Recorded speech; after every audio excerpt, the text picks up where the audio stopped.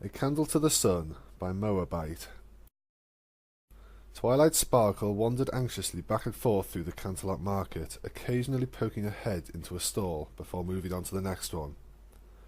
Spike followed her path, though every so often he would have to break into a jog to keep up. They had been at this for hours now, and his feet felt like lead. "Oh," Twilight moaned, "what in Equestria do you buy a princess as a gift?" "There's a shop over there selling beds," Spike said wearily. "I think she'd like a bed. Maybe I should test one out and make sure it's okay." "Focus, Spike. I need to meet Princess Celestia today, and I still haven't found a gift that says, you know." Twilight blushed. Spike sighed. "You're sure you want to go through with this, Twi? Telling Princess Celestia about your feelings for her?" Twilight shot her an angry glare. "Yes, I am. I kept my feelings to myself too long, and today—" She waved a hoof at the marketplace's holiday-themed heart-shaped bunting and a sign over the florist's stall.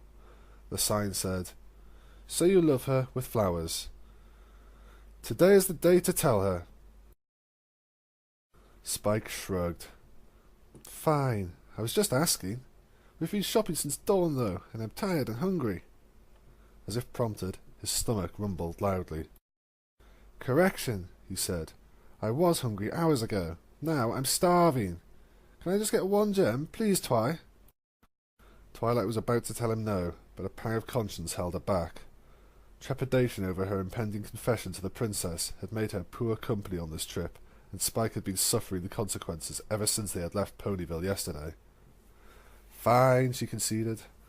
"But make it quick. There's a stall over there." Not needing to be told twice, Spike skipped excitedly over to the display of gemstones and began to hum and haw over the selection like a child trying to pick a flavour of ice cream. Twilight, meanwhile, cast a jaded eye over the jewellery hung at the back. They had been in some of the finest jewellers in Canterlot, and she doubted she would find anything of higher quality in a market stall that had been erected that morning. Sure enough, she saw nothing that would suit the princess, and she turned her attention back to the baby dragon. But her tired imagination caught up with her and elbowed her in the ribs. She looked back over the jewellery to a heavy gold necklace with 4 purple topazes embedded on it. It was nice, she thought, but not perfect. A gift given with a proclamation of love needed to be perfect. Her imagination nudged her again, and the colours on the necklace swam and changed. She gasped and excitedly waved the vendor over. "Do you do modifications?" she asked. The vendor, a middle-aged grey mare, nodded in the affirmative. "Can you take that?"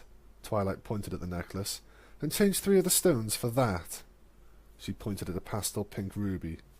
"That," she pointed at a sky-blue sapphire. "And this." She whisked a pale green garnet out of Spike's hand.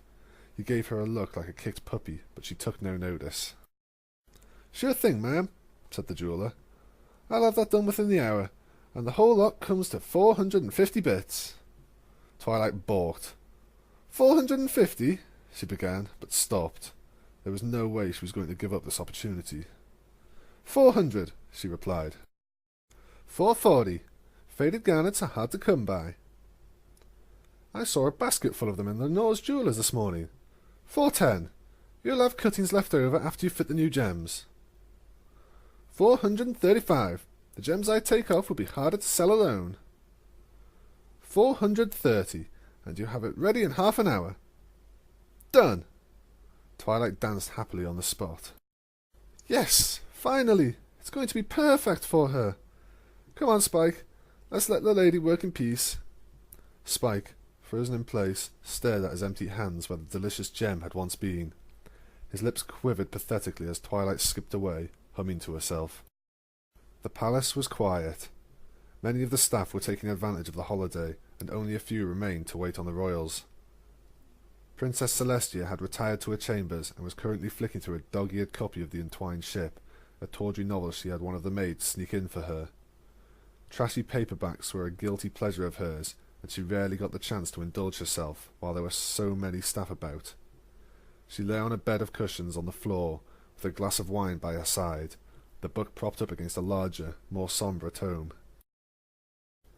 Just outside, Twilight raised her hoof to knock on the door, but hesitated. The necklace, now boxed and gift-wrapped, was perched on her back and seemed to be growing heavier and heavier with the significance it bore. She lowered her hoof again and scampered back to a pillar near the end of the corridor where Spike waited impatiently. 37, 38, 39, and you're back again, he said. You're getting better, though. It was nearly 39 seconds before you chickened out this time. Twilight looked miserable. I know. I'm too nervous. Twilight, began Spike. It's just that I don't know what to say, and I don't know how she'll react. And I really, really, really don't want to mess up the relationship we have now. Spike tried to speak again, but Twilight continued, her voice picking up speed as fear and frustration got the better of her. Maybe I'm not ready yet. Maybe it's okay like this. We can just stay friends, and that's okay, right? Right? This was a silly idea. I don't know what I was thinking. She looked at Spike and put on a happy face. Come on, Spike. We're leaving. You must be hungry. You can have this. It's not important anymore. She shoved the colourful box into Spike's arms. Spike was ravenous, and the mere thought of the gems within sent his stomach into peals of gurgling again, but as he watched, a tear formed in Twilight's eyes and rolled down her cheek, betraying her false smile. He shook his head sadly. All right, Twilight. If you're sure that's what you want, let's go. He climbed onto her back, and the two trotted towards the exit. As they passed Celestia's door for the last time, Twilight became aware of a faint squeaking noise. She stopped and leaned towards the door, her nervousness temporarily drowned out by curiosity. But the squeaking got neither louder nor quieter as she got closer to the door, until she realized it was coming from Spike. He was using a large blue marker to write something on the box she had given him. "What are you doing?" she hissed.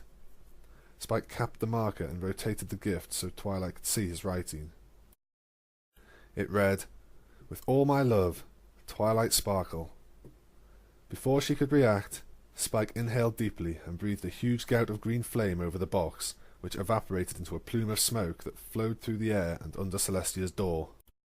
Twilight watched in horror as the last wisp disappeared from view. Spike, meanwhile, dismounted and rapped his knuckles loudly on the solid oak timbers, then sprinted down the corridor with the speed only mischief makers can attain. "Come in," said a voice from beyond the door. Twilight briefly considered fleeing, but now that Celestia had the gift, she had to go in and explain herself. She swallowed her fears and opened the door. Princess Celestia was kneeling on her cushions with the gift held between her hooves. Several cushions had been piled into a heap, as if hiding something. Probably another one of her secret novels, Twilight thought. Sweat was forming on Twilight's forehead as Celestia looked up uncertainly from the writing on the box to her visitor. "Hello, Twilight," said the princess. "Is this for me?" Blushing furiously, Twilight took a deep breath and stammered out a shaky, "Yes, Princess, it is." The princess untied the large bow and opened the box. Her eyes widened as she reached in and gently pulled out the necklace. It shone brightly, refracting beams of sunlight the colours of the princess's hair onto the walls.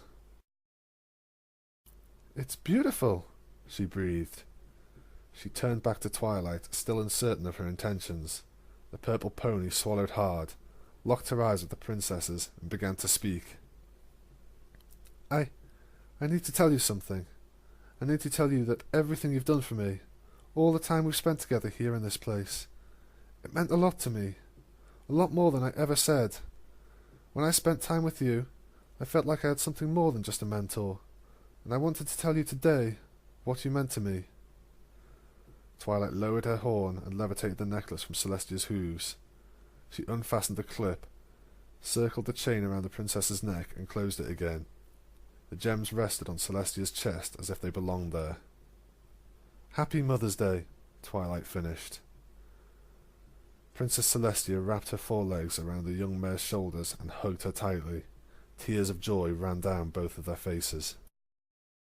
"Oh, Twilight," she said. "My Twilight." The end.